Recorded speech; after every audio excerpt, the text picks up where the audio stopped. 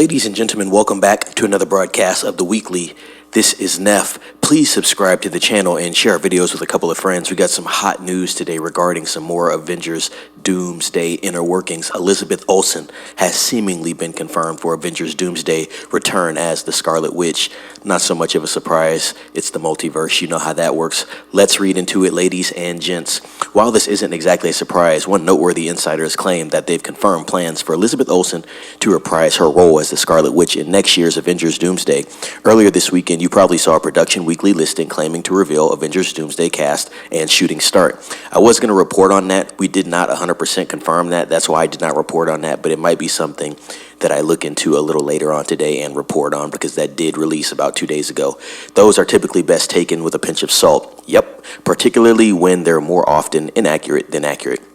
The movie's ensemble has started taking shape in recent weeks, with Chris Evans, Haley Atwell, Tom Holland, and Charlie Cox all joining Robert Downey Jr. in 2026. Now we may be able to add another actor to the list. Elizabeth Olsen's Wanda Maximoff, Scarlet Witch, Scooper, Time to Shine H claims to have confirmed she'll appear at Avengers Doomsday, and while that's not quite up there with the trades weighing in, we definitely expect to see the character in this movie. It's previously been rumored that the Scarlet Witch will be allied with Dr. Doom, perhaps as a nod to Avengers Children's Crusade, in that she lost her memory and fell in love with Victor Von Doom. Unfortunately, he couldn't help himself and stole her powers in a bid to rewrite reality to his liking. I think that'd be a very depthy plot detail. I think that'd be kind of cool. I'd like to see Marvel step into that, maybe make it a little darker as well. I think that'd be very interesting. Last November, the WandaVision star explained that while her Marvel role allows her to make passion projects, that's far from the only reason she's still playing the Scarlet Witch. This is a quote: "I'd never really had the mentality of one for them or one for me." Olsen explained, "Marvel has been such a consistent thing I've been able to return to, and has created, some feeling of insurance in my life that has given me freedom to choose other jobs. So I haven't felt like, and then I'll do this to do this." She added that returning to the MCU has always felt like a choice, and explained every time it's character-driven. It's always like, we have this idea, and that's why we want you to come back. It's not like just throw her in something. It's a character I love going back to when there's a way to use her well, and I think I've been lucky when I started, I was used well, Olsen said while addressing her MCU future. And they kind of didn't know what to do with me for a second there. If there's a good way to use her, I'm always happy to come back. I think so, I assume as much. She added, when asked if the Avenger is still alive, "Yeah, and there was a red light of explosive energy. I think I'm dead. I would beg to leave a window open. I had so much fun doing these movies. I would figure out how to cleverly be undead. We need to find the smartest writers to figure out how to make this all make sense, and I'm open to ideas."